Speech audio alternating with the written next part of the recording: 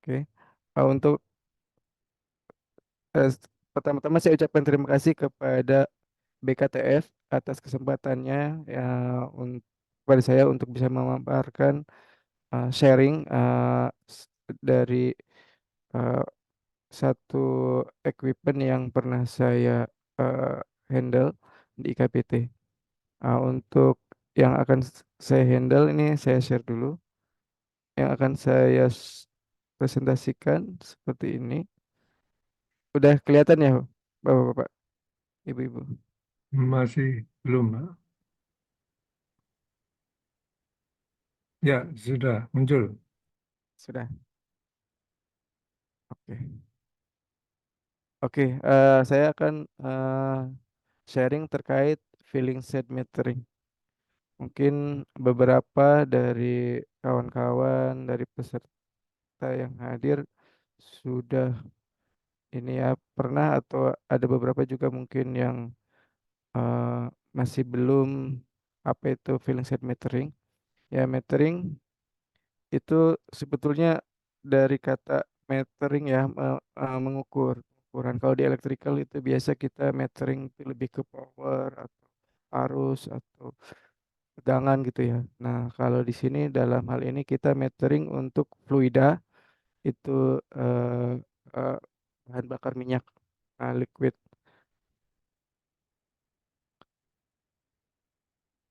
Oke.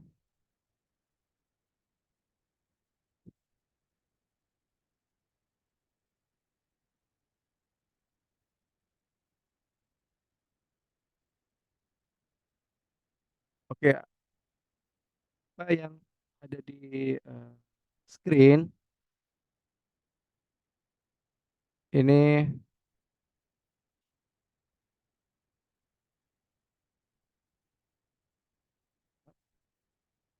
udah kelihatan ya Pak ya. Ini lagi SPBU ya, Pak Kelihatan, Edi Bu? kelihatan. SPBU ya. Ini crowded ya sekali ya. Jadi apa yang akan terjadi ya biasanya eh, kalau ada antrian BBM, biasanya kalau ada kelangkaan BBM itu akan mengakibatkan eh, ya kita semua sebagai pengguna masyarakat sebagai sampai saat ini mungkin sebagian besar dari masyarakat kita belum beralih ke eh, bahan bakar lain ataupun energi lain. Nah, kita masih sangat bergantung dari BBM. Nah, sehingga eh, BBM itu harus selalu dijaga ya, terutama oleh pemerintah. Dalam hal ini mungkin di bawah BUMN eh, untuk distribusi ke masyarakat. Pada saat distribusi ini ternyata eh, ada banyak pihak yang terlibat gitu ya. Jadi kita kita kan kalau ke SPBU ataupun ke Pertamini ya, kita hanya tinggal ngisi, buka tangki, ngisi, bayar, udah selesai gitu. Tapi sebelum itu ternyata ada eh, tahapan-tahapan yang membutuhkan equipment yang dan juga eh, biaya yang mahal gitu hingga sampai BBM itu terdistribusi ke masyarakat. Nah, inilah yang terjadi. Kalau sehari atau 2 hari aja BBM telat, nah itu akan antri dit. Nah, itu ya akan jadi headline di mana-mana juga untuk eh, jika ada kelangkaan BBM. Oke. Nah, agenda kita hari ini saat ini yaitu ada kira-kira ada 11. Nah, seperti ini jadi kita dari overview dulu. Nah, kemudian secara umum dulu saya akan paparkan dari sisi arsitekturnya, konsepnya juga ya dari PNID, terus komponen-komponennya, terus menuju ke eh, GA drawingnya gitu dan penjelasan-penjelasan termasuk juga ada sampel dari bisnis workflow nantinya dari salah satu di tank terminal punya Pertamina. Nah, terus juga gimana sih cara kalibrasinya gitu di situ. Eh, Terus juga akan kita diskusikan terkait standar internasional yang berlaku gitu ya. Juga tentang regulasi dari government. dari lokal. Oke, tadi udah saya singgung itu terkait ini ya cara distribusi BBM. Jadi dari kilang itu baik itu di dalam negeri atau di luar negeri itu fuel oil akan diangkut oleh kapal tanker. Nah, nanti akan disimpan di tangki timbun itu di tank terminal biasanya. eh nah, nanti setelah ditimbun di sini, jadi ini akan ada pasokan biasanya. Jadi di masing-masing ada titik-titik tertentu ya, misalnya di Jakarta ada di Pelumpang gitu ya, di Surabaya juga ada gitu, di tempat-tempat lain juga ada titik-titik penimbunan bahan bakar minyak. Nah itu biasanya ada ini ya apa eh, stoknya ya, stok mungkin ya kayaknya sih Indonesia nggak terlalu lama stoknya, nggak sampai sebulan gitu ya untuk tangki timbunnya itu. Nah dari tangki timbun ini kemudian akan dipompa yang harusnya dengan BBM ya yang sangat mudah sekali terbakar. Pompanya juga pompa khusus ya, itu API pump biasanya. Nah terus kemudian diisikan ke truk tangki. Untuk mengisi ke truk tangki itu dibutuhkan alat metering tadi. Jadi filling set metering itu yang ini gitu ya. Jadi alat yang digunakan ini termasuk sebagai kategori custody transfer metering ya, di mana di situ dijaga gitu ya akurasinya sehingga secara periodik akan selalu dikalibrasi. Nah, supaya eh, apa yang terkirim dari ke SPBU itu bisa dipertanggungjawabkan gitu ya. Nggak ada yang dirugikan. Ini karena terkait dengan transaksi dua belah pihak ya, dari tank terminal ke SPBU. Yang mungkin yang swasta juga sama ya. Sekarang sih udah ada SPBU swasta yang BP ataupun Shell itu eh, kemungkinan sih bisnis flow-nya mungkin hampir sama seperti ini. Oke, kita lanjut. Eh, ini contoh dari loading bay yang lama ya, yang tua. Ini Bapak bisa lihat di sini ada orang duduk ya, ada orang duduk, ada orang berdiri di sini. Ini operatornya. Operatornya ini ada di Jawa Timur ini. Saya waktu itu survei.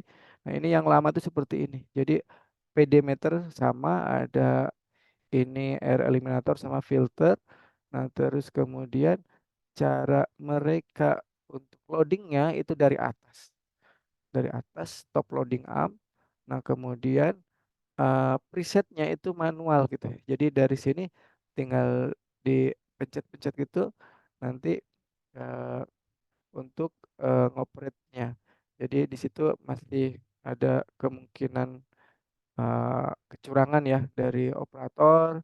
Nah, security-nya juga lemah sehingga bisa memudahkan kemungkinan produk loss terjadi gitu. Kemudian juga untuk loadingnya dari atas ya. Mungkin bapak-bapak dari truk tank itu suka ada manhole ya di atas. Nah itu kalau yang top loading tuh dari truk tangki itu dari manhole di atas itu cara masukinnya, sehingga di situ airnya itu dari atas ke bukan fluidanya bahan bakarnya itu dari atas ke bawah itu akan sangat turbulens ya, dan bisa membuat banyak vapor. Nah itu kan berbahaya juga, juga potensi untuk produk lossnya lebih besar juga. Ini yang dulu-dulu seperti ini. Nah, kemudian yang Pertamina itu sudah ke sini-sini ya udah mengembangkan ya mengikuti mungkin internasional standar juga itu dengan loading bay-nya yang bottom loading arm. Jadi di situ ada juga otomatis gitu ya. Otomatisnya seperti apa itu jadi preset. Jadi tadi angka ya, misalnya berapa truk tangki ini berapa harus diisi. Nah, misalnya saya ambil contoh seperti ini truk puternya Patraniaga nomor mobil sekian. Nah, ini tuh udah dari server. Jadi kalau mungkin pengusaha SPBU ya, pengusaha SPBU itu akan transaksi itu ke bank ya, bukan langsung ke Pertamina datang bayar gitu ya. Transaksi itu ke bank, nanti mereka order, ditransfer ke bank, nah dari bank nanti masuk ke servernya di sisi Pertamina ya, di apa di layer yang paling atas itu di kemudian dari situ nanti akan didownload oleh masing-masing tank terminal. Jadi tank terminal itu nanti akan download gitu. Jadi dia akan ketahuan untuk schedule sehari ini tuh kemana aja akan dikirim SPBU nomor berapa. Nah, kemudian akan disesuaikan dengan truk yang tersedia gitu. Nanti secara bisnis flow nanti saya jelaskan lebih lanjut. Yang jelas dengan teknologi yang saat ini itu presetnya itu dari server dan operatornya itu nggak perlu lagi operator di sini. Jadi cukup driver aja, driver tangki nanti yang mengoperasikan. Kalau dulu yang di plan yang ke project kami itu pakai card reader. Jadi di sini ada ini ya, ini card reader. Nah, nanti dengan ngetap di card reader dia udah otomatis ada presetnya itu muncul di batch controller. Seperti itu sehingga operator tuh tinggal driver tuh tinggal colok apa loading armnya. Ya, jadi ini tuh loading arm ya. Nah, terus nanti otomatis akan dengan mencet cuman start start enter enter enter dia udah otomatis running sendiri tanpa harus ngasih angka berapa gitu di presetnya. Nah, bottom loading arm juga dengan dari bawah itu sehingga fluida tuh masuk melawan liquid ya, liquid melawan liquid sehingga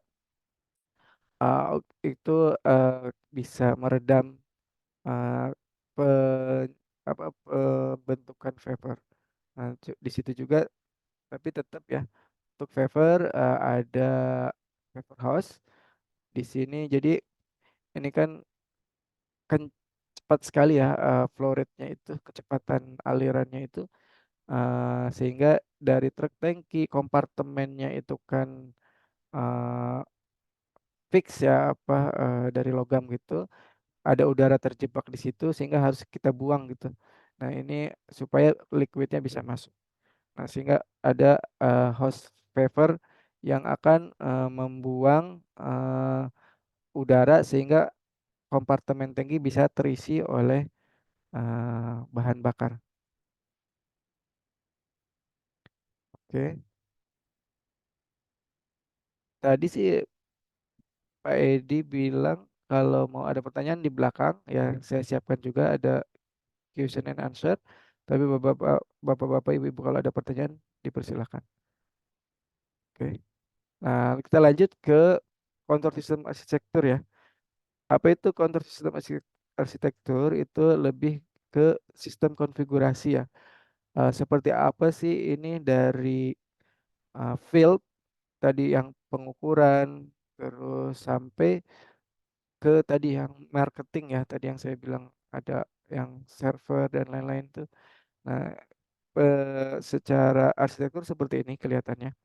Jadi untuk filling set tuh hanya bagian kecil ini aja.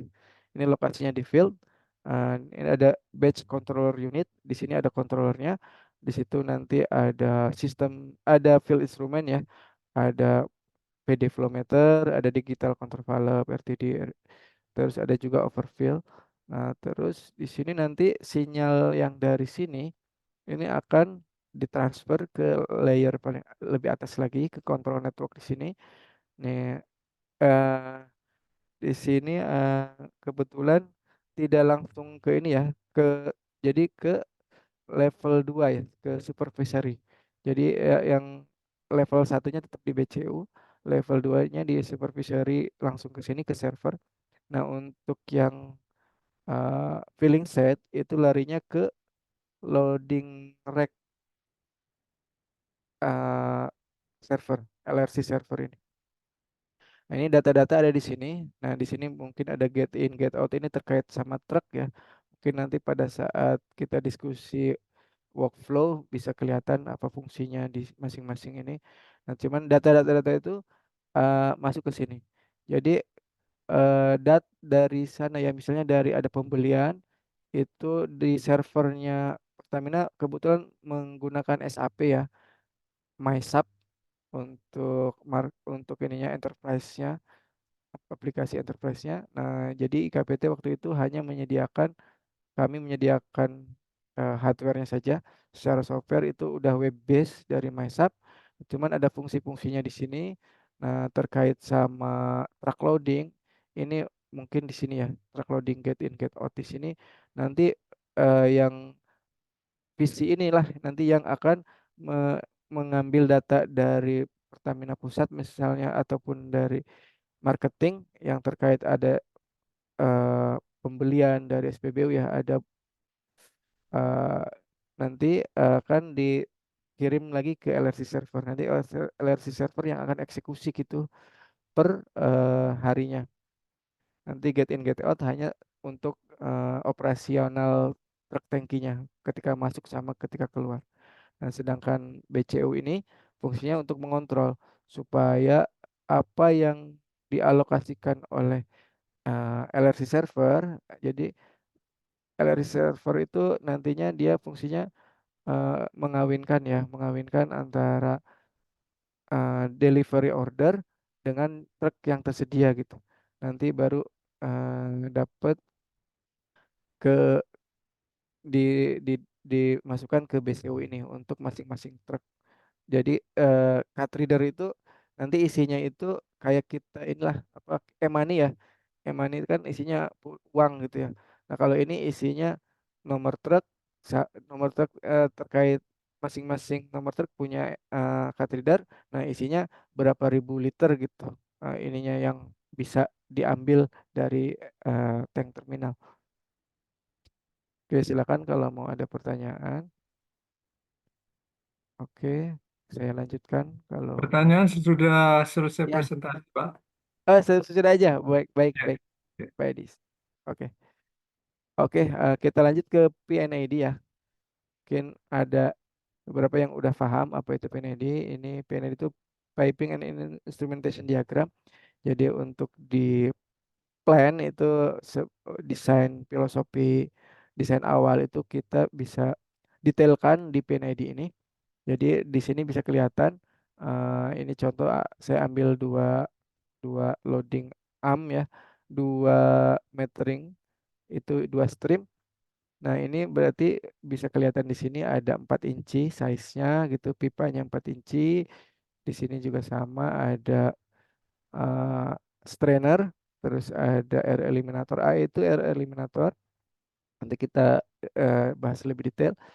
Nah, di sini ada DIT, density, ada FQIT, ini PD flow meter. Kebetulan di sini sebetulnya ada opsi yang lain ya. Itu biasanya pakai Coriolis yang saya tahu di tank terminalnya punya Pertamina ataupun punya swasta. Terus ada pressure transmitter, ada temperature transmitter. Di sini larinya ke atas ya. Ini FQ ini tuh sebagai batch controller unit. Jadi dia otaknya, dia yang mengontrol, dia yang dapat preset dari server, nanti dia yang mengasih komando ke DCV ini, digital control valve untuk buka atau tutup. Jadi running atau enggaknya metering ini itu tergantung dari digital control valve ini. Nanti kita bahas lebih lanjut. Nah, karena nanti di sini itu flow-nya itu dari pompa. Jadi di sini tidak ada eh, nggak ada pompa, nggak ada yang mendorong. Di sini hanya mengukur. Nah, yang dari mana dia bisa tahu kapan pompa running atau tidak itu dari base controller ada satu sinyal itu namanya pump request. Ketika udah oke, misalnya card readernya udah identifikasi betul dia punya schedule untuk filling, maka kemudian eh, filling set ini akan meminta pompa untuk running gitu. Nanti begitupun kalau udah selesai gitu ya. Setelah ini ditutup, nanti pompa requestnya itu akan dimatikan sehingga pompa pun akan mati. Nanti di sini setelah digital control valve ada bottom loading arm. Nah, ini yang connect ke truk gitu ya. Kalau ini bottom loading arm karena dari bawah, ini ya alat mekanik ya. Nanti kita coba diskusikan lebih lanjut juga. Nah, terus di sini juga ada meter proper connection. Jadi tadi ya untuk menjaga custody equipment, custody transfer equipment itu harus dia bisa dikalibrasi gitu ya secara periodik. Nah, karena apa? Karena di sini kan ada equipment mekanik ya, terutama ini PD flow meter ini ada uh, rotating part, jadi ada yang uh, berputar sehingga akan ke dalam waktu yang lebih lama akan aus gitu ya, sehingga akan mempengaruhi dari pengukuran, sehingga di sini nanti harus secara periodik dikalibrasi ya. Nah, terus ada yang lain mungkin bisa saya highlight ini di sini. Jadi di sini kapasitasnya ini desainnya itu diminta 170,3 kiloliter per jam, Pak ya. Jadi kalau diliterkan itu per menitnya itu 2.800 kira-kira. Nah, kalau misalnya truk tangki, Bapak-bapak mungkin suka lihat ya di badannya tangki itu ada tulisan 8.000 L, 16.000 L, 32.000 L. Itu kelibatan 8.000 emang. Jadi tergantung jumlah kompartemen di truk tangkinya. Jadi kalau misalnya ada yang kecil itu 8.000 biasanya yang truk yang paling kecil. Nah, yang ada juga yang besar tuh 16.000 ya, Fuso atau apa sih istilahnya, yang rodanya dua di belakang tuh pasti 16.000. Rodanya tiga, tiga itu biasanya eh, 24.000 ya. Ada sampai yang saya tahu sampai 4 kompartemennya. Itu di 32.000. Nah, dengan kecepatan 2.800 per liter per menit ini, sehingga kalau 8.000 itu kurang dari 4 menit ya, satu kompartemen. Dan itu pun biasanya itu barengan gitu ya. Jadi emang didesain supaya cepat masuk, cepat segera keluar juga gitu. Jadi truk tank itu ya maksimal 10 menit di dalam area filling set itu. Eh, makanya di situ ada satu bay itu beberapa arm supaya misalnya mau mau ngisi 16.000 ya dalam satu waktu itu dua arm dipasang nanti 4 menit itu selesai gitu untuk pengisiannya. Oke, kita lanjutkan ke komponennya. Kita mulai dari komponen utama otaknya dulu ya. Jadi ini namanya batch controller unit. Ini dia fungsinya itu untuk kontrol dan untuk juga sebagai kalkulasi ya. Di sini karena ini kan fluid liquid, liquid sangat bergantung juga dari temperatur sama pressure. Sehingga ada net ya, ada volume aktual sama volume net. Volume net itu yang harus dikalkulasi sehingga perlu masukan dari pressure dan temperatur sebagai kompensasi dan juga eh, density sebagai correction gitu. Jadi fungsinya dia ini nanti juga untuk mengontrol batch-nya. Batch-nya itu caranya gimana? Itu dari digital control valve-nya ini tadi. Digital control valve nanti kita bahas caranya gimana untuk open close-nya. Nah, digital control valve ini yang berfungsi start dan stop dari pengisian. Nah, yang ngasih komando itu batch controller unit seperti itu. Jadi dapat preset,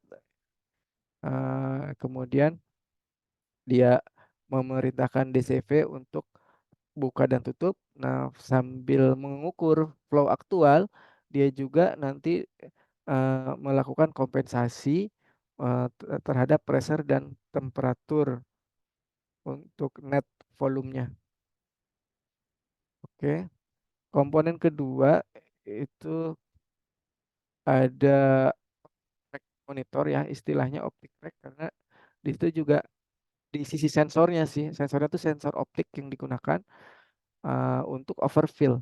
Jadi ini kan ini ya ada proteksi lah untuk truk tangki. Jadi apa fungsinya optic track ini? Itu untuk monitor supaya ketika ada overflow atau luber BBM-nya di truk tangki. Jadi di truk tangki itu di atas ada sensor, sensor optik gitu. Nanti di plug di sini nih yang biru ini. Ini contoh plug yang di tangki. Nanti kita ada pasangannya yang biru ini. Nanti dari sini eh dari optik rack ini itu ketika kejadian misalnya overfill itu dia akan kasih tahu ke base controller, oh statusnya hijau. Nah hijau tuh ini status oke nih, berarti normal. Nah hijau akan merah juga kalau groundingnya belum dipasang. Jadi ada ini ya capit buaya ini untuk grounding. Jadi ini kalau belum dipasang di bodinya truk ini tidak akan hijau juga, dia akan merah gitu ya nanti. Ini yang atas merah, nah ini digambar udah hijau. Jadi seperti itu. Ini fungsinya untuk proteksi, menjaga supaya tidak ada elektrostatik ya, itu kan sangat berbahaya juga untuk di lingkungan ada banyak vapornya dari BBM, potensi kebakaran, juga untuk proteksi supaya truk tangki ini tidak overfill. Nah, itu pada saat pengetesan ya pernah sampai kami kawan-kawan itu mandi solar gitu gara-gara ini ternyata ini bisa dibypass ya, bisa dibypass. Kami waktu saat pengetesan lupa dibalikin ke normal, akhirnya ini ada insidennya. Jadi truk tangkinya overfill, segera di stop ya. Ini ada push button stop ya tadi di BCU itu ada push button stop. Mungkin bisa kembali. Nah, ini push button untuk stop. Jadi ada masalah bisa langsung di override dari sini di stop. Oke, kita lanjut ke komponen berikutnya itu strainer ya. Tadi saya bilang ada moving part di sini ya di eh, juga ya untuk menjaga juga gitu supaya apa yang dijual ke SPBU tuh bersih. Nah, ini eh, fungsinya dari strainer. Jadi supaya bersih, baik itu emang fluidanya yang dijual ke SPBU juga untuk mencegah agar PD meternya ini awet. Kalau ada debris, ada partikel, itu nanti bisa menyebabkan ini rusak gitu ya, tambah cepat aus karena ada partikel di sela-selanya. Ini karena ini berputar ya. Nah, ini strainer bagaimana operasinya strainer ini sangat sederhana seperti ini ya. Jadi cuman ada basket sini, mesh ya, ada mesh stainless biasanya. Nah, ini fluida mengalir dari sebelah kiri. Nanti ketika ada foreign material, partikel, ada debris, ada kotoran akan terjebak di strainernya. Nanti liquidnya akan tembus itu ya. Nah, ketika kotor nanti ada indikasi di sini bisa kelihatan ya. Ada dua tapping point di sini di masing-masing strainer ini untuk mengukur differential pressure. Ketika ini masih bersih, maka beda tekanan antara upstream sama downstream itu akan kecil. Tapi ketika di sini beda tekanannya eh,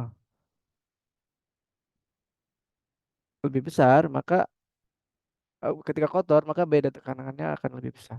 Seperti itu. Oke, lanjut lagi ke komponen berikutnya. Oh iya, ini ya.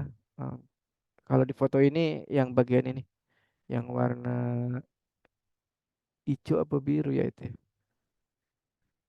Oke, oke lanjut. Ada lagi komponen lainnya itu air eliminator. Apa itu air eliminator? Itu eh, peralatan yang digunakan untuk membuang udara. Kenapa udara harus dibuang ya? Karena di sini ini PD flow meter itu dia volumetrik ya, volumetrik. Jadi apa yang dia ukur itu volume. Nanti kita bahas setelah ini ada bagiannya petimeter. Nah, sehingga kalau dia mau akurat, supaya akurat itu yang lewat ke petimeter itu harus benar-benar liquid aja. Nggak boleh ada udara yang terjebak di dalamnya. Kalau ada udara, ya dia tetap aja ukur, dianggapnya fluidanya full gitu. Padahal ternyata di dalamnya ada udara.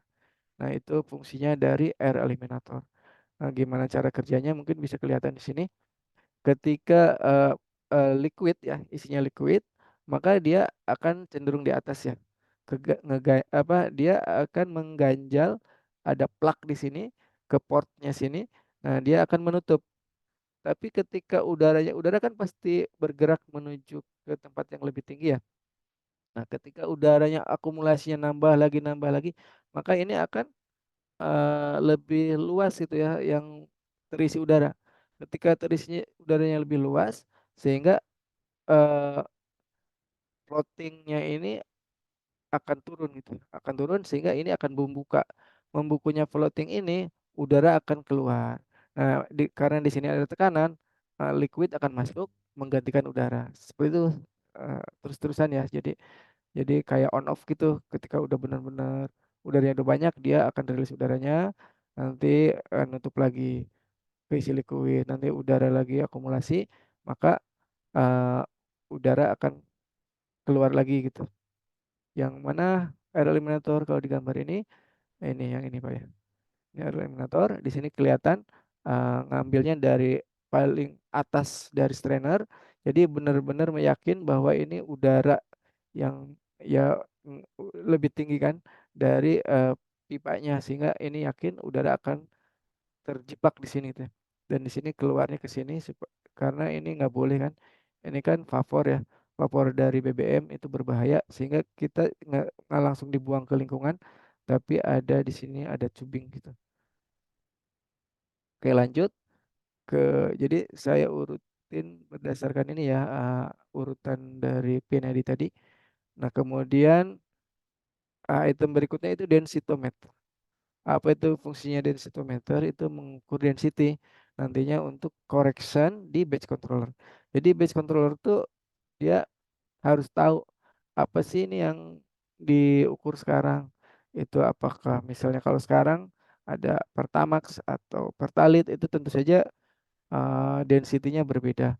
Ya walaupun mungkin kecil ya kalau Pertamax Pertalite, kayak band Pertamax sama Solar akan beda jauh itunya density-nya. Nah, di sini kenapa di sini kelihatan pipanya membesar? Nah, ini karena tipe densitometer yang kita gunakan itu namanya tuning fork ya. Tuning fork type. Di sini kayak garpu tala ya. Garpu tala dia eh, secara kontinu dia bergetar, bergetar. Nah, kemudian di dalamnya ada yang eh, memberi power ya untuk dia bergetar. Terus juga ada yang sensing getarannya. Ketika ada fluida yang lebih besar density-nya, maka getarannya akan berkurang. Kalau udara ini getarannya tinggi ya.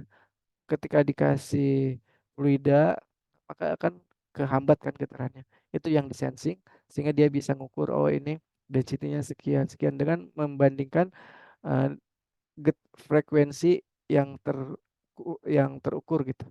Setelah ada fluida yang lewat. Nah, dinaikin ke 6 inci karena ini requirement waktu itu dari eh, alatnya. Dia minimal harus 6 inci baru bisa beroperasi maksimal gitu ya, lebih akurat. Oke, yang mana barangnya? Yang ini ya. Nah, ini densitometernya. Terus,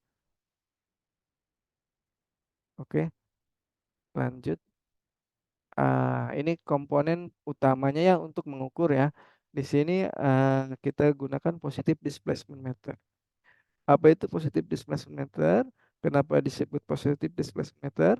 Karena dia mengukur benar-benar eh, volume ya, volume dari fluida berdasarkan pergerakan fluida ya, secara positif gitu ya, naik terus. Nah, di sini kan misalnya fluida dari sini ya, dari upstream, eh, masuk ke sini. Nah, di sini ada kompartemen untuk pengukuran. Nah, ini nanti berputar terus nih.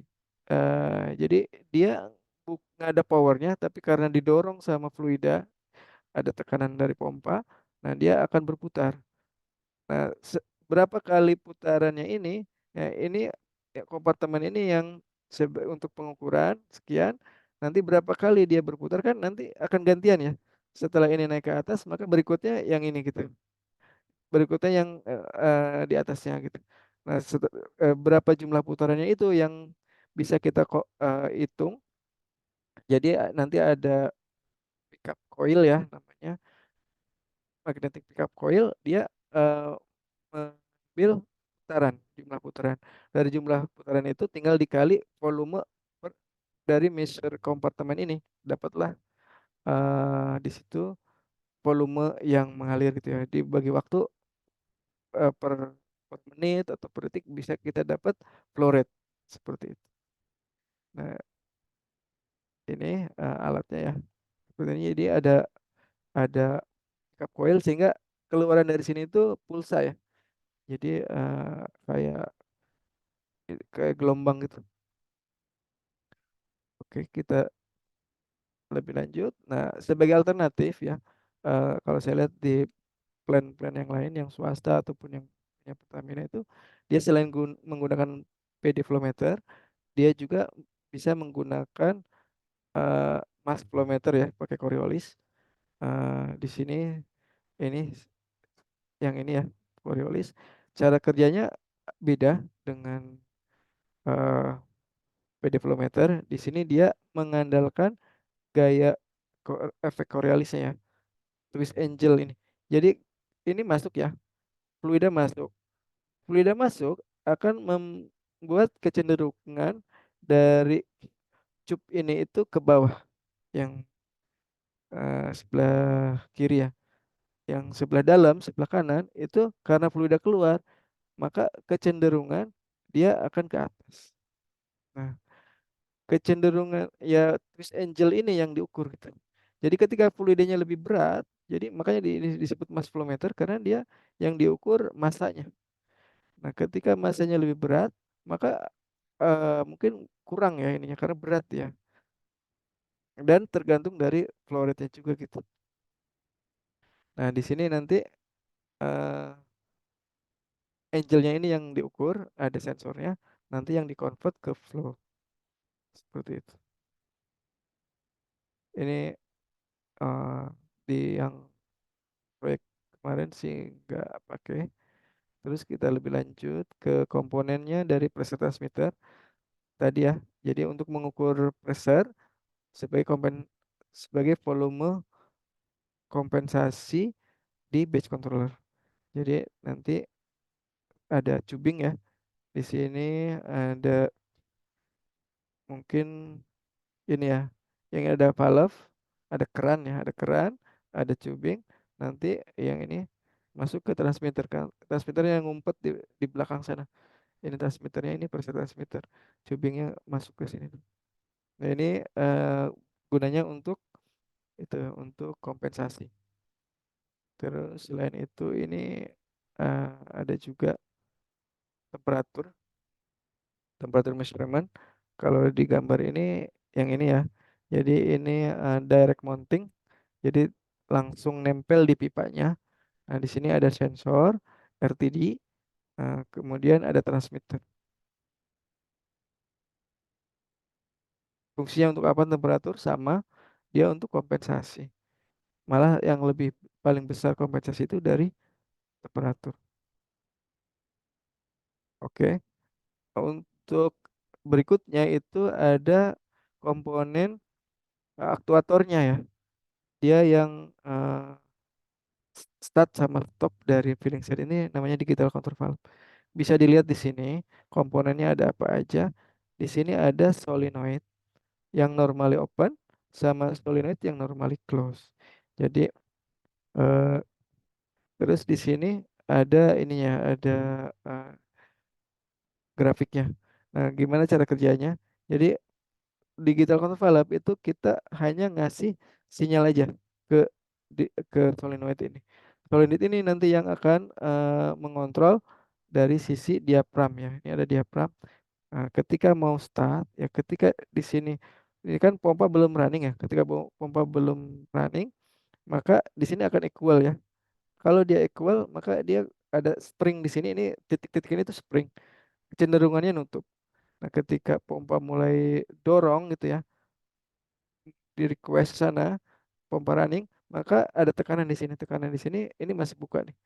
Di sini, maka dia akan eh, yang ini untuk close. Nah, yang ini kebalikannya.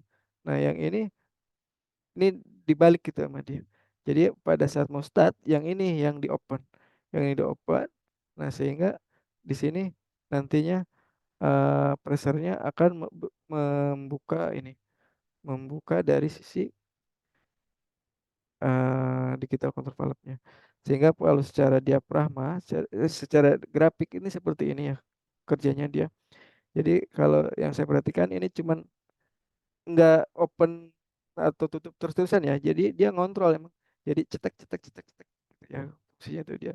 Jadi dia terus mengontrol supaya ini tercapai ya, terutama pada saat awal dia akan low flow start dulu. Jadi memastikan bahwa ini aman dulu dari sisi pipa gitu. Nah, ketika ini udah aman, tidak ada masalah, maka dia akan full dari sisi kapasitasnya. Ini nih yang lama nih nanti. Ya ini mungkin nggak sampai 1 menit ya. Ini beberapa menit saja, beberapa kurang dari 1 menit. Kemudian yang lama ini di sini nanti dia full speed. Nah kemudian pada saat mencapai mungkin 7.000 ya biasanya 7.000, maka dia ramping down nih. Jadi dengan mainin dua solenoid ini dia akan pelan-pelan sehingga tercapai yang terukur di batch controller itu sesuai dengan volume yang diinginkan, misalnya 8.000. Nah itu nggak mesti persis sama, biasanya kadang kurang atau lebih 1 liter gitu. Jadi itu tergantung dari ini, dari eh, mungkin eh, pada saat ini ya apa settingnya ini, setting closing sama opening kontrolnya. Oke, kita lanjut. Oh ya ini general GA drawingnya. Jadi secara space, secara dimensi itu seperti ini ya. Filling set itu kalau lihat dari atas itu kurang lebih ada 7 meter ya, 7.300 mm, 7,3 meter ini secara panjang. Kemudian kalau ini inletnya dari sini, ini tuh numpuk ya, ada numpuk kan, ada tiga output di sini. Nah ini inputannya juga ada tiga numpuk sebelah sini, cuman di sini nggak kelihatan. Nanti bisa kelihatan dari gambar dari depannya. Dari depan seperti ini. Jadi ini numpuk tadi yang saya bilang. Kenapa numpuk-numpuk ini supaya lebih cepat itu pada saat pengisian. Jadi satu B itu bisa 3 kompartemen sekaligus pengisiannya.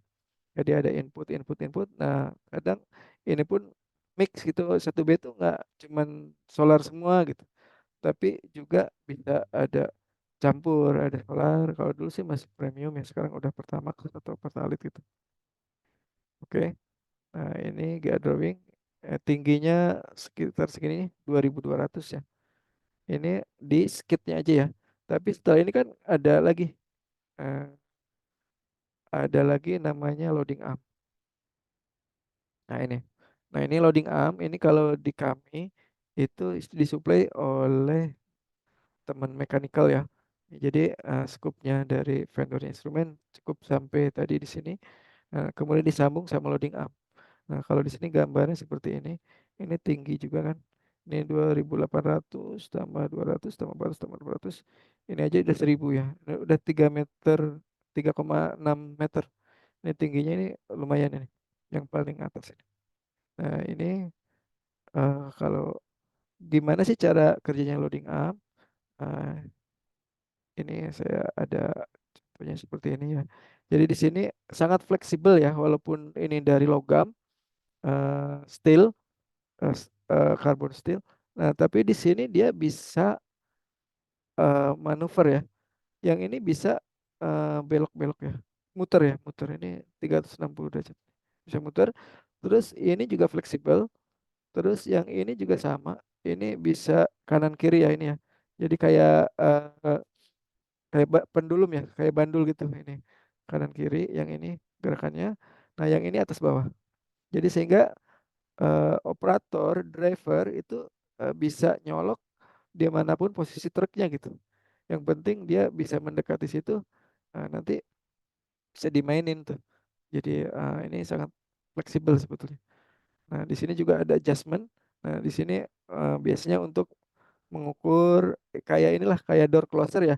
Kalau door closer kan mau cepet atau enggak tergantung dari beban pintunya gitu ya. Ini pun sama gimana caranya seimbang. Nah, ini ada ininya ya, ada apa?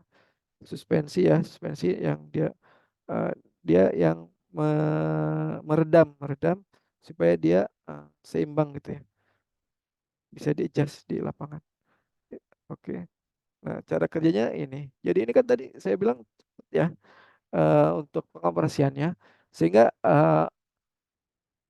di sisi coupler, namanya ini coupler ya. Coupler juga harus cepet gitu. Jadi ada mekanisme di sini.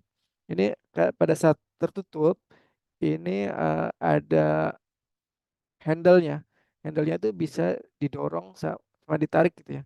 Nah, ketika posisi seperti ini itu posisi nutup. Nah, ini apa ya? Plugnya ya. Plug itu nutup di seatnya gitu ya. Nah, kemudian pada saat dia ditempel, ini di truk ya, yang sebelah kiri ini di truk, yang ini di loading arm, di couplernya. Nah, kemudian pada saat didorong, didorong tinggal tarik doang, itu udah ngunci, ngunci sekalian membuka tadi, jadinya jadi ini ya membuka gitu ya, ini yang mendorong ke dalam, ini masuk. Jadi yang ini yang masuk. Yang hijau ini masuk mendorong ketemu sama pasangannya yang hijau sini. Sehingga dia fluida bisa ngalir ke sini. Nah, itu nggak sampai 10 detik kali langsung krek krek tinggal diputer udah dia bisa nyambung dan aman gitu. Nah, selain itu juga ada di sini ini ya untuk favor, host favor. Ini fungsinya itu ya. Jadi kalau ini tidak terlalu bertekanan ya, mungkin atmosferik, hanya membuang vapor dari truk tangki supaya fluida bisa masuk. Terus di sini ini masih sama ya gambar tadi yang uh, untuk optic rack ya, untuk grounding sama overfill. Nah, jadi ini bisa ini contoh truk ini lagi masang tiga kayaknya, tiga loading arm sekaligus itu ya. Nanti berarti ini dua kali pengisian. Selesai tiga baru cuma satu loading arm lagi masuk ke kompartemen yang keempat. Seperti itu. Nah, ini contoh eh, workflow bisnis workflow-nya ya yang kami aplikasikan. Itu jadi pertama-tama kita dapat order ya, order detail order itu tadi dari ini ya, dari SAP, dari MySAP. Ya, MySAP ya tentu saja dari customer yang order nanti di-download lah ke masing-masing oleh masing-masing server ya, di LRC server tuh dia akan ngedownload. Kalau nggak salah ngedownloadnya itu di tengah malam. Nah, untuk seharian, nanti sore download lagi, terus tengah malam download lagi. Jadi karena kadang di siang hari ada yang masuk gitu orderan. Nah, itu kemudian dicek nih ini ada flowchartnya, ordernya valid atau enggak gitu ya. Ah, terus kalau valid ya lanjut, lanjut. Terus kalau produknya ada enggak? Kalau produknya ada ya lanjut, kalau nggak ada dia selesai. Ini pun sama, order valid atau enggak. Ya mungkin di sini nanti ada pengecekan ya, apakah benar udah lunas atau enggak. Mungkin kita juga terlalu paham dari sisi ini ya. Terus kemudian kalau produknya available, maka akan ngesign card. Jadi kalau kemarin itu cardnya itu udah di-assign sama ini get in ya di sini.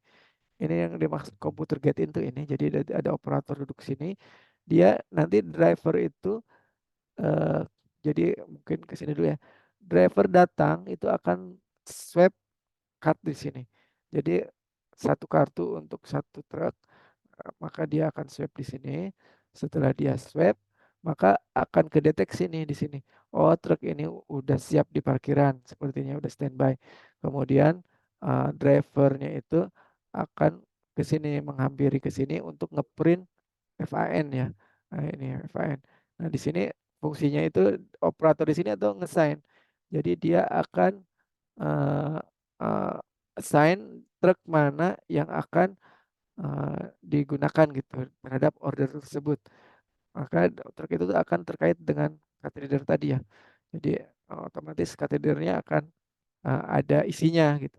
Kemudian dari sini dia akan ngeprint FAN, Filling Advice Notice kalau saya. Yang di sini FAN ini di sini dia untuk untuk driver sebagai referensi. Oh bener nih truk ini nanti di situ ada tertera ke bay berapa, terus loading arm yang berapa yang digunakan di FAN ini. Nah, apa yang terjadi di lapangan itu nantinya ketika di bay-nya itu udah kosong, maka truknya akan dipanggil dari sini, dari EDU ya, display unit, electric display unit. Di sini dia kalau sekarang mungkin udah LCD ya, kalau dulu-dulu masih pakai LED, eh, lampu LED. Nah, terus di sini kemudian operator kalau udah ngebaca ini, dia operator akan masuk ini. Nah, dia akan swipe card. Nah, swipe card di uh, open di ini ya, di gerbang masuk. Jadi ada dua gerbang ya, gerbang masuk itu depan banget.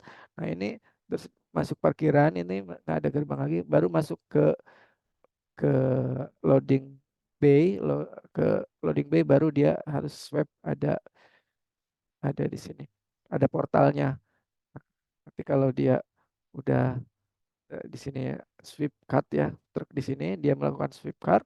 Kalau cardnya valid maka gantry-nya akan kebuka gitu ya, ini portalnya akan kebuka. Kemudian lanjut lagi. Nah, dia udah masuk nih. Truk itu udah masuk. Dia akan swipe tadi ya di sini ya. Di card reader ini dia akan swipe. Nah, dia akan ngelihat nih apakah dia di B yang sama. Kalau yang B sama langsung keluar di BCU-nya itu sama seperti FAN-nya. Oh, kamu ini berarti loading arm sekian 8.000 liter, loading arm sekian 8.000 liter. Nah, ikan akan terdisplay sama persis dengan FAN-nya. Tapi ketika tidak, maka nggak akan keluar. Nah, nanti dia akan ngasih tahu harusnya kamu di B nomor sekian. Maka dia akan truk ini akan maju, muter, balik lagi ke belakang untuk ke B yang 4 gitu, yang seharusnya. Nah, terus kemudian kalau tadi udah oke ya, berarti FAN-nya akan memunculkan di sini di BCU, akan dimunculkan di BCU. Kemudian dia akan ngecek safety device-nya. Safety device itu apa tadi ya? Jadi dari sisi ini ya apa uh, overfill-nya, plug-nya udah dipasang atau belum? Terus juga grounding-nya udah dipasang atau belum? Nah, kalau udah dipasang, maka lanjut ke proceed to fill ya. Tinggal operator tinggal start ya, di sini ada start stop di sini. Tinggal yes yes doang udah langsung proses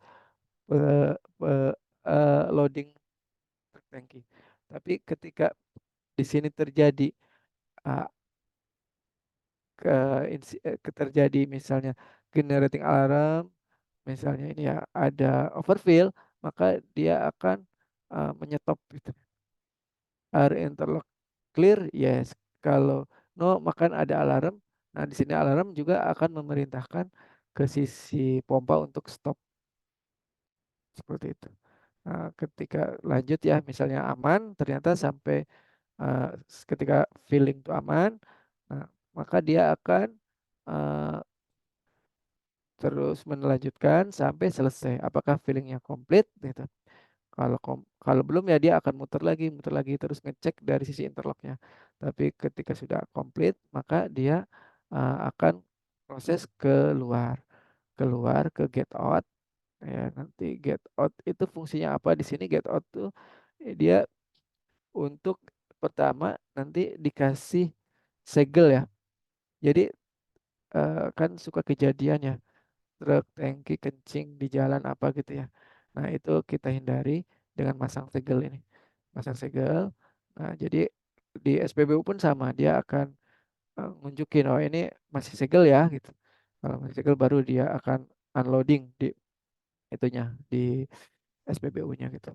Kemudian setelah uh, disegel, uh, terus dia datang ke get out ya. Get out pun sama mirip kayak get in gitu, ada PC satu sama printer. Dia akan print BOL ini, bill of loading ya. Ini jadi kayak bukti bukti bahwa dia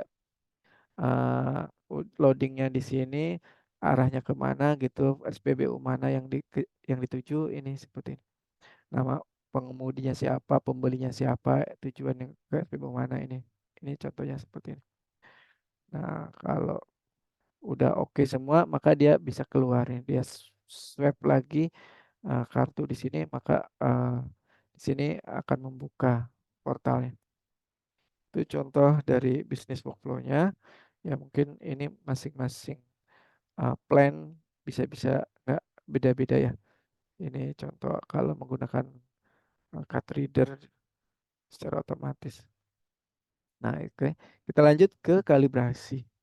Uh, jadi tadi karena custody transfer itu mungkin ada validity juga ya dari sisi uh, equipmentnya gitu harus ditera ulang.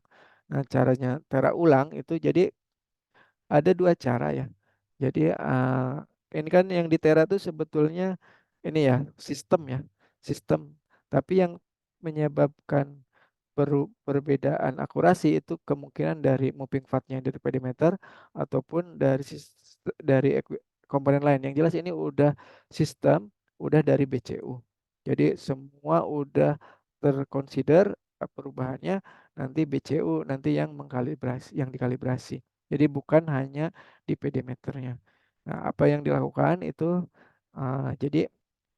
jadi kalau kalibrasi itu ada dua ya. Ada kalibrasi internal, misalnya dari operator sendiri, ataupun tadi tera ulang sama dinas meteorologi gitu. Kalau dinas meteorologi lebih ke periodik berapa tahun sekali tergantung dari ininya apa validitas dari ininya. Tapi di tengah jalan misalnya kok ini kayaknya banyak komplain nih dari customer, dari SPBU ataupun dari drivernya sendiri udah aware gitu ya. Karena di truk tank itu sebetulnya ada ini juga ya, ada indikatornya ya. Misalnya 8.000 tuh harus ditera juga gitu, ditera secara statiknya ya. Tangki statiknya itu berarti 8.000 tuh kira-kira ada skalanya di situ di sini gitu. Ternyata pada saat dia kan kadang-kadang ngelihat juga ke atas itu. Nah, kalau pas dilihat 8.000 ternyata nggak mencapai sampai atas, nah dia akan komplain juga karena dia akan dikomplain juga gitu kalau kurang di SPBU-nya. Nah, kalau terjadi misalnya pengurangan dari sisi ininya karena akurasinya udah berubah gitu ya. Nah, maka ini internal pun bisa dikalibrasi kapan saja. Nah, caranya seperti apa? Jadi di di tank terminal itu biasanya ada master meter. Apa itu master meter? Itu ini PD meter juga yang repeatability-nya lebih tinggi ya. Secara lebih tinggi dari PD flow meter ini sehingga dia itu dipercaya lebih bagus gitu, lebih akurat lah dari PD flow meter yang di filling set. Ini kan dipakainya juga jarang-jarang dan ini pun sama. Ini di Tera juga. Jadi ada validitasnya setiap sekian tahun harus ditera ulang gitu. Nah, tapi setelah ini ditera ulang maka nggak harus tera ulang per PD meter atau per sistem dibawa jauh-jauh misalnya ke Bandung atau. Nah, itu cukup pakai master meter ini. Itu fungsinya. Jadi untuk bisa dan secara pengoperasiannya juga bisa sambil ngisi truk gitu. Oh, jadi truk tinggal agak menjauh dari loading arm, maka kita pasang ini. Jadi sambil ngisi, kita sambil kalibrasi. Nah, contohnya saya bisa tunjukkan seperti ini ya. Ini hasil Tera sertifikatnya seperti ini.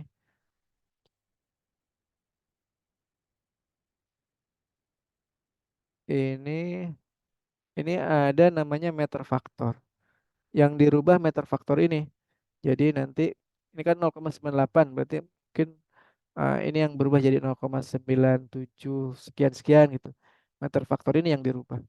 Jadi bukan mekaniknya yang diperbaiki, tapi meter faktornya dari sisi elektroniknya gitu yang kita update supaya sesuai dengan master meter, pembacaan master meter. Jadi dibandingkan apa yang dibaca di master meter di sini dibandingkan dengan yang terbaca di BCU. Nanti perbedaannya itu kita koreksi dengan update di K-faktornya tadi, meter faktornya. Terus yang ini gimana sih cara kalibrasinya? Jadi ini pun dikalibrasi ya, mungkin ada nggak semua tempat ada, itu pakai tank proofer. Tank proofer itu ya cuma tangki aja gitu yang udah ditera juga ini, udah ditera. Nanti ada pompa ngisi, ya ini dipasang seri juga dengan tank proofer. Nah, ketika misalnya di setting ini 3000 liter, nah di sini juga harus terbaca 3000 liter gitu. Perbedaannya nanti ini di sini juga kan ada elektroniknya juga nih, mungkin nggak kelihatan di sebelah sana. Elektroniknya itu yang dirubah gitu. Ini tank proofernya berarti apa master meternya harus diupdate ke faktornya. Nah, terus disegel juga gitu nanti. Seperti ini contoh tank proofer ya. Eh, Kalau yang di Bandung apa ya kalau nggak salah itu statik ya. Ada beberapa tangki gitu yang ukuran besar, terus ada yang kecil sampai yang kecil sekali. Itu tergantung nanti dari kapasitas pada saat peneraan gitu. Oke, lebih lanjut ke apa saja international standard yang digunakan. Itu ini hanya beberapa yang saya munculkan terkait karena kita pakainya yang positive displacement meter ya. Ada API chapter 5 metering season 2 ini terkait sama displacement, positive displacement meter, metering dengan menggunakan positive displacement meter. Terus API chapter 11 juga ini metering section 1 itu terkait kompensasi ya, correction factor dari pressure dan temperatur untuk volume. Terus ada terkait flanks, ini sih standar ya, di mungkin skid apapun ini berlaku ya untuk ASME. Terus yang PTC ini untuk temperatur dan beberapa standar lain. Oke, terus apa juga yang berlaku di local regulation. Jadi nggak semuanya supplier, vendor bisa membuat metering. Dia harus terdaftar di Migas. Nah, ini berdasarkan undang-undang, ini undang-undangnya. Jadi dia mengajukan ke Migas itu merek ya, merek dan kemudian juga di sini juga untuk SKUP, jadi penunjangnya gitu. Jadi di sini terdaftar merek sama s- eh, fab- bukan fabrikator juga lebih ke ini sih apa lebih ke integrator ya, integratornya yang harus terdaftar gitu. Ya jadi integrator apapun kalau mereknya yang lain sebetulnya bisa gitu kayak kemarin kita itu integratornya Honeywell ternyata yang dipasang PD meternya punya Smith itu tadi yang digambar itu punya Smith FMC Smith jadi bisa beli dari luar itu yang penting dia terdaftar dua-duanya sebagai brandnya juga terdaftar integratornya juga terdaftar. Nah terus yang lainnya itu ini dari sisi uh, sertifikasi ya. Jadi selain tadi kita harus memilih yang terdaftar, juga kita harus melakukan pengajuan sertifikasi. Nah, ini berdasarkan peraturan local regulation seperti ini. Nah, ini sebetulnya itu tanggung jawab dari owner. Cuman biasanya owner mendelegasikan ke kontraktor atau ke vendor. Jadi ada mungkin saya bisa ini ya. Jadi SKPP itu untuk sertifikasi sehingga eh, migas itu dalam hal ini nanti dia juga nunjuk pihak yang lain ya untuk melakukan witness ataupun migasnya sendiri bisa juga gitu dua-dua party datang untuk melakukan pengetesan di workshop. Nah, kalau SKPI itu instalasi itu kelayakan penggunaan di udah aktual di plan ya setelah terpasang gitu. Terpasang pun ada pengetesan nanti. Nah, seperti itu. Nah, mungkin saya bisa dari ada workflow-nya sebetulnya. Oh, misalnya untuk SK sebentar ini saya share dulu yang SKPP ya. Ini prosedur SKPP yang kami tahu, kami tangkap waktu itu. Ini seperti ini. Ah, jadi vendor atau subkontraktor ada ini kami, ada PJIT ini SKPP ya. Ini yang ditunjuk sama Pertamina. Terus ini migas. Nah, migas. Nah, jadi ada workflow-nya. Jadi kita harus menyerahkan dulu dokumen gitu. Vendornya ya, vendor menyerahkan ke dokumen. Jadi kalau standar kami sih biasanya kami memasukkan biaya untuk sertifikasi itu ke vendor. Nanti vendor yang arrange semua sehingga dapat sertifikat workflow-nya kira-kira seperti ini. Jadi eh, vendor itu akan ngasih ke IKPT, IKPT ngasih ke Pertamina, Pertamina ngasih ke PJIT atau SKPP tadi untuk kebutuhan SKPP, kemudian ngasih ke migas ya. Nah, migas itu nanti akan mereview. Nah, kalau udah disetujui, maka balik lagi ke PJIT ya. Nanti ke Pertamina, ke IKPT lagi. Ini bahwa ini udah bisa nih, silakan di itu pada saat desain ya. Sebelum pabrikasi pun kita ini udah berjalan ya. Dokumen ini udah harus diserahkan sehingga nanti tidak apa nggak terkendala pada saat pabrikasi. Nah, setelah fabrikasi baru diundang untuk pengetesannya. Ini yang SKPP. Kalau yang SKPI itu kira-kira seperti ini.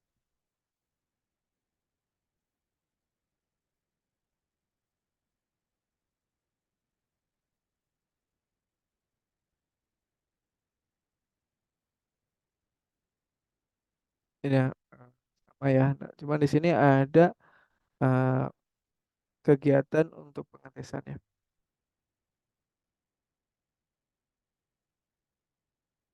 Pemeriksaan fisik. Nah, ini ada pemeriksaan fisiknya di sini. Jadi PJIT akan melakukan pemeriksaan fisik.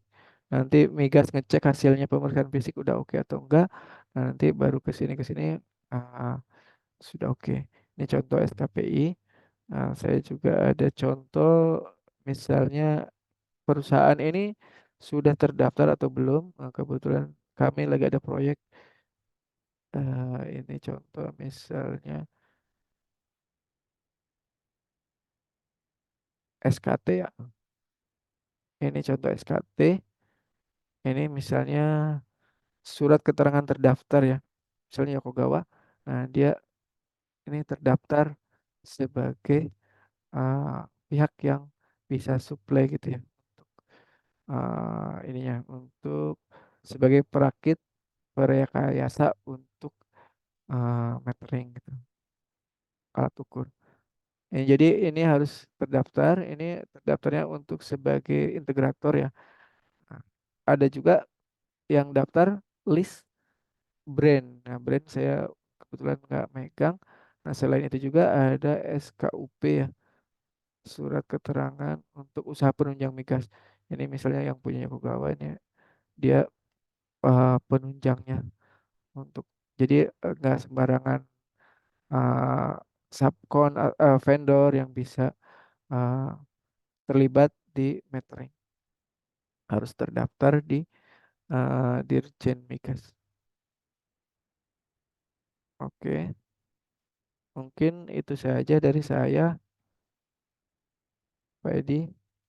Baik, terima kasih Bapak Didin atas paparannya. Kita lanjutkan dengan pertanyaan-pertanyaan.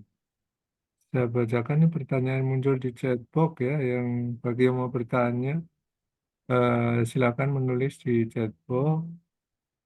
Eh, ini yang pertama dari Pak Doni Aritonang ya, dari Pak Doni Aritonang. Pertanyaannya, filling set meter merupakan alat ukur yang digunakan dalam pengisian bahan bakar ke truk tangki yang bisa bekerja secara otomatis, andal, cepat, akurat, dan bersertifikat. Pertanyaannya, ada 5 pertanyaan ya, ini ya bacakan satu persatu aja. Apakah alat ini akan selalu dikalibrasi? Pak, satu dulu Pak, lanjut Iya, lagi. iya, iya betul. Itu yang saya bilang. Jadi akan selalu dikalibrasi ya. Kita kembali lagi ke yang sebelumnya. Eh, Iya betul, itu betul sekali. Namanya alat ini akan ada aus atau ada error ya. Ya betul, ini makanya ada master meter ini untuk kalibrasi.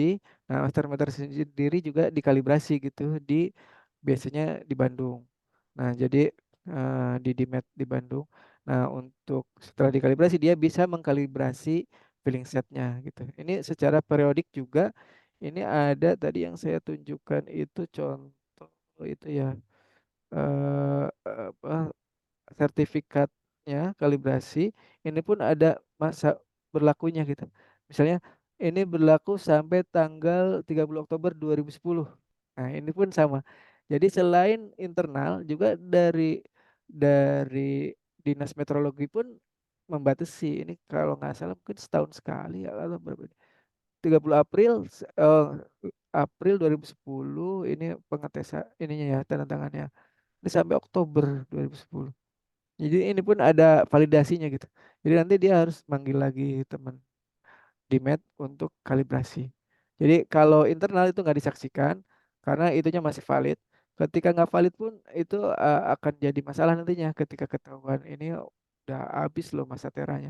Dan akan ada warning juga dari Dinas Meteorologi biasanya. Seperti itu, Pak. Baik, pertanyaan nomor 2. Seakurat-akuratnya alat, berapa persen kesalahan dari akuratnya suatu mesin penghitung dalam bentuk cair? Ya, jadi ada requirement Pak yang berusaha kita penuhi ya. Mungkin saya coba share di sini. Betul, jadi ada akurasi itulah makanya kita harus ngikut standar internasional. Salah satunya itu regulasi berapa sih akurasi yang diperbolehkan gitu ya. Ini contoh datasheet dari PD-meter. Nah, ini akurasinya itu yang diperbolehkan itu sebagai custody meter di 0,15 sen dan repeatability 1 0,1. Ini yang lebih penting repeatability karena nanti kita secara akurasi kan dengan digeser-geser kalau repeatability-nya bagus maka ini bisa kita tinggal tambah zero span zero span atau ya di zero span aja nanti ataupun di K faktor gitu nanti masih bisa masih akan memenuhi gitu. Nah, ini yang repeatability-nya ini yang merupakan lebih penting gitu dari akurasi. Nah, sehingga akurasi ini akan tercapai kalau repeatability-nya bagus. Seperti itu, Pak. Baik, nomor 3. Seberapa cepat aliran fluida dari terminal BBM ke truk Ya itu pengangkut tadi BBM? udah saya ini tadi di angka 2.800 ya. Jadi ini di situ juga ada ya uh, saya coba kembalikan dulu ke sini ke di PNID kita udah itu 2.800 liter per menit atau 170,3 kiloliter per jam. Nah, ini Baik, tertera juga di sini, Pak. Di saya coba share tadi masih sama di sini ini sama ya. Ini normal flow-nya sekian. Nah, ini pun sama. Kita masukkan requirement 170,3 kiloliter ini di di positive displacement datasheet-nya gitu. Seperti itu. Ini kalau baik, dikonversi ke liter itu 2.800. Baik, berikutnya pertanyaan nomor 4. Apakah alat ini digunakan juga untuk mengisi bahan bakar pesawat besar atau pesawat tempur? Iya, betul betul. Jadi ini hanya tempatnya aja yang berbeda. Ya, termasuk juga biasanya di pesawat tuh kan ada truk tangki yang keliling ya. Kalau ada juga yang truk tangki yang keliling itu sebetulnya dia nggak bawa WIDA, dia hanya bawa field metering ini, metering sama coupler ya. Eh, jadi vendor yang kemarin supply juga sama itu mengerjakan juga gitu di bandara. Nah, itu dengan peralatan yang sama.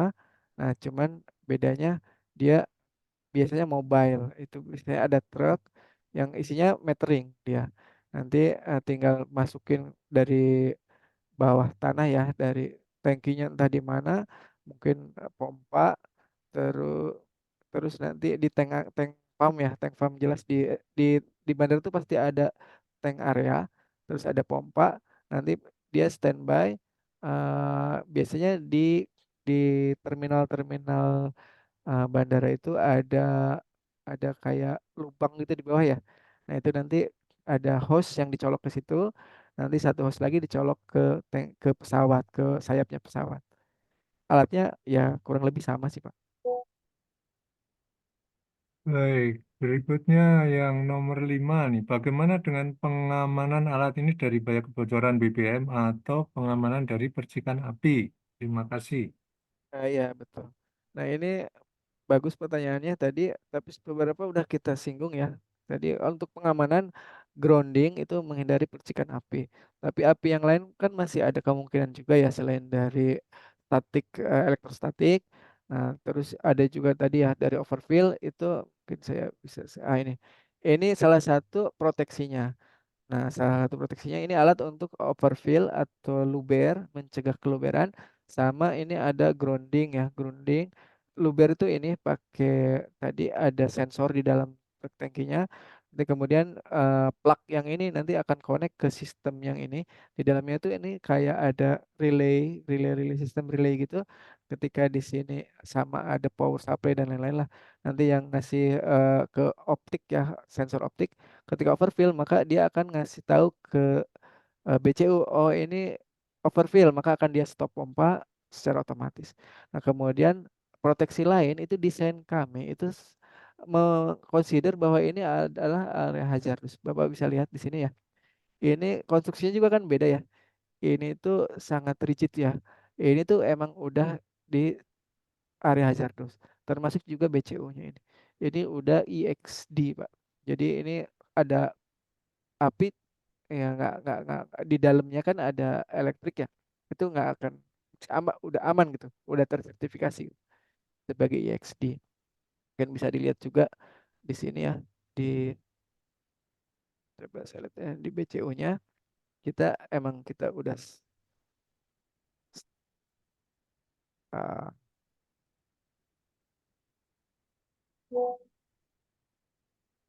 ini area klasifikasi kan kelas 1 div 2 grup C D T3 ini dianggap sebagai kelas 1 div 2, jadi sesekali akan muncul hajat kelas 1 seperti itu Pak, udah kita Baik, antisipasi.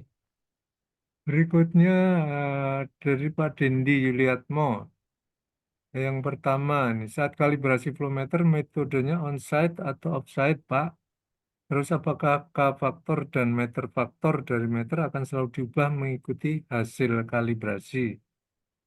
Ya, betul. Betul. Jadi pada saat saya buka lagi ya. Ini.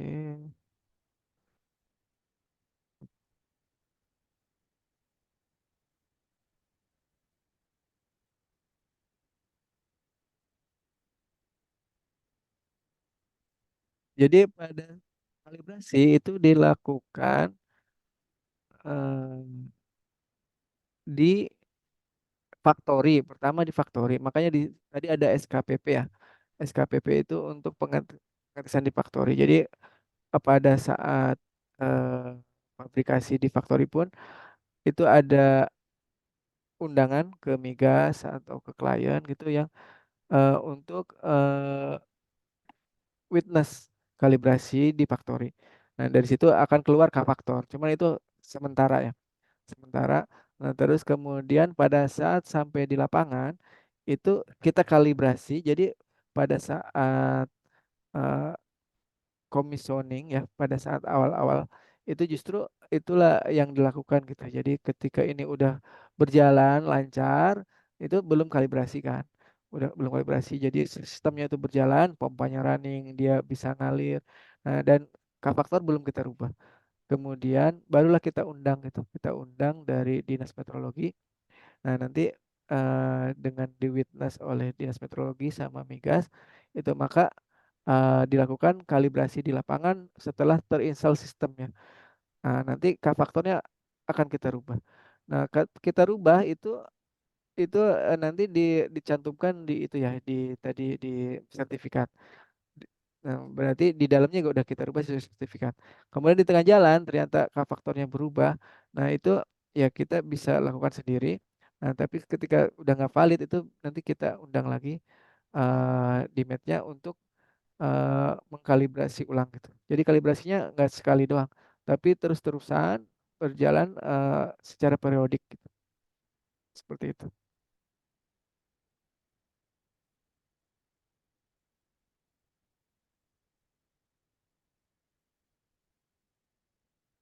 Ya, sebentar, maaf nih. Masih Pak Yuliatmo ya ini ya. Ada ketentuan range untuk meter faktor yang di input, Pak.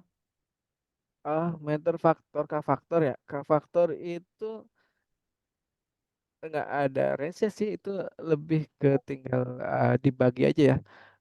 Eh, dibandingkan antara volume yang muncul di BCU terhadap volume yang muncul di master meter itu langsung kita bagi itu dapatlah K-faktor entah itu 1 koma atau 0 koma, nanti tergantung dia lebih besar atau lebih kecil terhadap master meter seperti itu ya. Di situ justru K-faktor itu yang nantinya ya maksudnya itu range itunya ya berapa ya itu sampai ketemu ya, kalau nggak salah kemarin tuh kurang lebih cuman 1 liter ya, perbedaannya 1 liter gitu. Jadi Baik, K-faktornya nggak ada range-nya, tapi hasil volume yang terukurnya yang. Jadi beberapa mungkin bisa dilihat lagi juga di sini nggak cuman sekali pengukuran ya. Di sini K-faktor juga ada beberapa gitu. Di di rendah berapa, di tinggi berapa, di pada saat norm mana ya? Ini kan ada di rate 1.500 liter per menit ya. Pada pertengahan 2000 sekian, ini sekian gitu. Nah, ini pun diinput ke ini, Pak.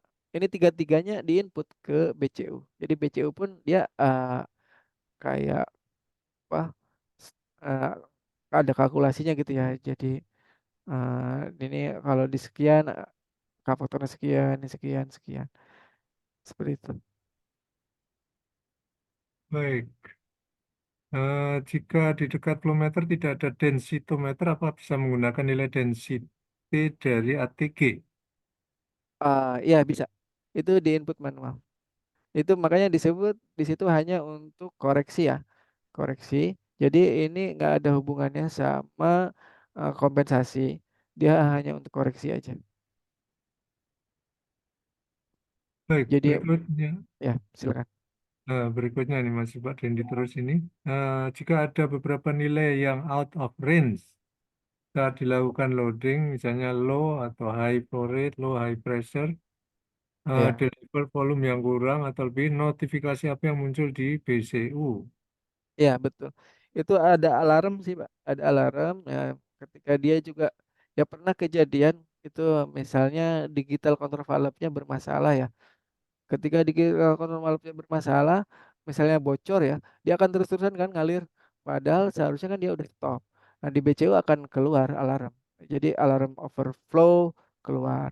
Kalau pressure ada juga keluar, misalnya pompanya nggak running gitu ya, nggak running, pompanya nggak running, padahal dia udah memerintahkan pompa, ternyata pompanya bermasalah, misalnya ada trouble di sisi elektriknya, maka dia pun akan menunggu nih sekian menit, ternyata flow-nya padahal dia udah memerintahkan digital control valve untuk di flow rate di di kecepatan tinggi misalnya, maka dia akan kasih alarm dan akan menyetop juga gitu. Nantinya akan menyetop, oh ini nggak jadi nih berarti karena nggak ada pressure seperti itu. Ada alarm sama, nanti juga dia akan memutus request ke pompa gitu. Pompanya nggak akan running gitu. Baik, berikutnya lagi, PCU selalu terkoneksi dengan server, Pak. Kalau misalnya saat loading communication putus, apakah bisa tetap lanjut, Pak? Dan bagaimana record datanya? Ya betul betul. Jadi ada tiga mode. Ada mode auto, ada semi auto, ada manual, itu yang dimintakan dari klien yang waktu itu. Nah, yang auto itu bener-bener dari sana, dari server yang tadi ya udah otomatis semua. Ada semi auto. Nah, semi auto itu mungkin ada apa dari gate, dari control room yang ngasih angka, bukan dari sistem, bukan dari server, tapi dari operator ngasih ini tangki ini 8.000 start gitu. Apa dikasih schedule. Tapi ada lagi mode manual. Jadi nanti di BCU sendiri ini ada tombol-tombol. Ya, di sini tombol-tombol ini nanti yang bisa digunakan untuk mode manual gitu. Jadi ya cuman untuk hal ini itu perlu nanti ada adminnya lah, kayak semacam adminnya. Dia ada passwordnya untuk bisa mode manual. Nggak sembarang driver itu nggak bisa dia mode manual. Nanti operator yang khusus yang datang ke situ dia yang akan mengoperate untuk kasih 8.000. Jadi pernah juga kejadian ketika ada servernya bermasalah, komunikasi ke server bermasalah, padahal kan truk tangki nggak bisa berhenti ya.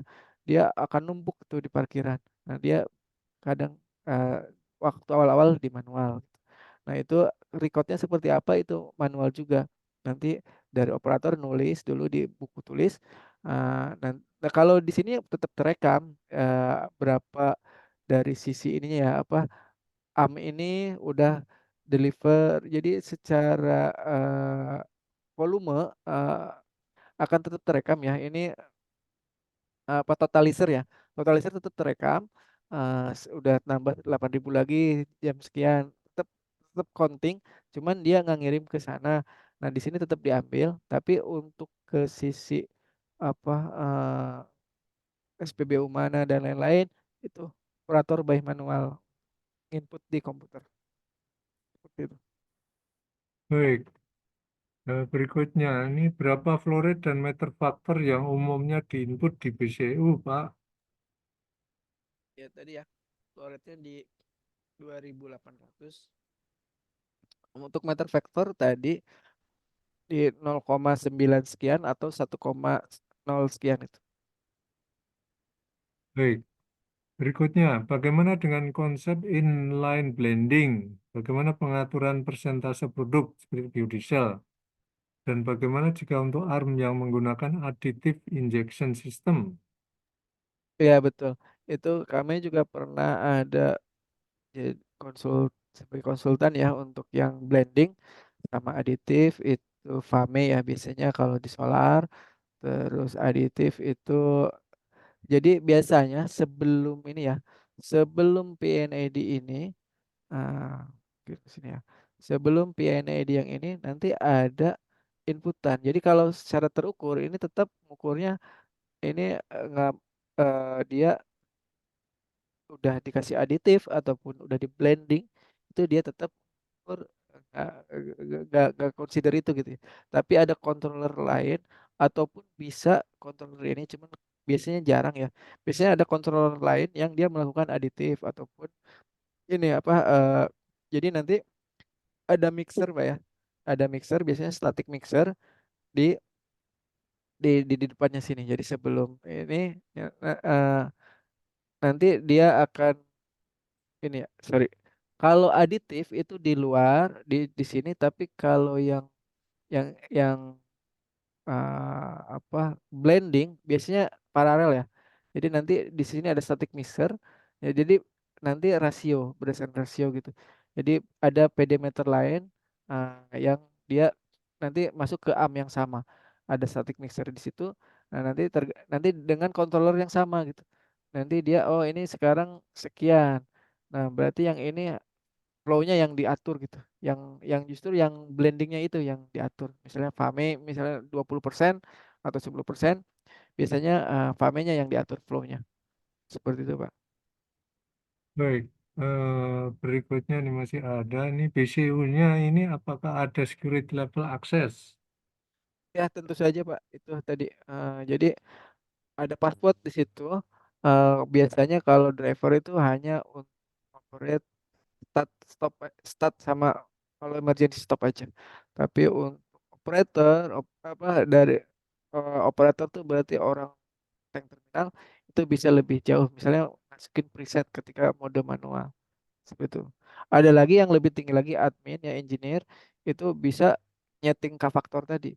Jadi K-faktor itu nggak bisa sama operator. Operator yang tank terminal nggak bisa uh, update K-faktor itu dari engineer yang update K-faktornya. Seperti itu. Masih berikutnya ada lagi satu pertanyaan. Kalau boleh tahu biasanya pakai BCU brand apa Pak?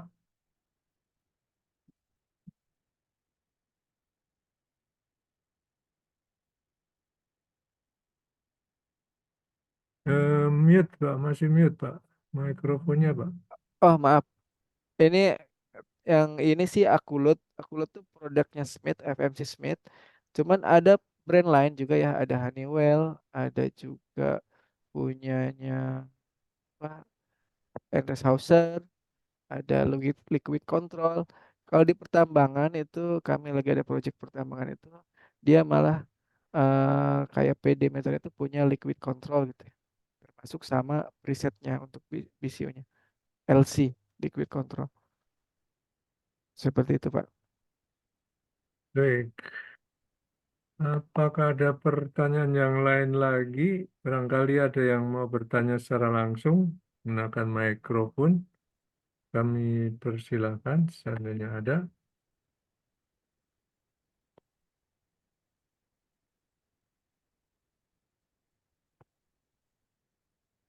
Kalau tidak ada pertanyaan lagi, kita akhiri acara sore hari ini.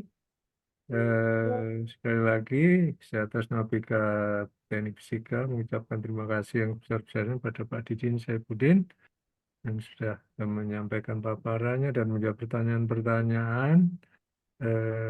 Terima kasih juga pada ibu-ibu dan bapak-bapak sekalian yang sudah bertanya. Eh, kita lanjutkan acara kita minggu depan ya. Minggu ini hanya sehari karena yang biasanya hari Rabu ini berhalangan untuk memberikan ini apa menjadi pembicara. Baik, mohon maaf kalau ada hal yang kurang berkenan. Salam sehat selalu dimanapun berada. Selamat sore. Wassalamualaikum warahmatullahi wabarakatuh. Selamat sore. Terima kasih Terima Bapak-bapak, kasih Ibu-ibu. Pak Sore, Edi, terima terima kasih kasih Pak Pak Didi. Didin. Sangat Ya, Terima kasih, Pak. See you next mencerahkan. time. Terima kasih. Terima kasih. Ya, terima kasih terima Pak. kasih Pak Edi, Bapak-bapak. Ya, terima kasih. Assalamualaikum.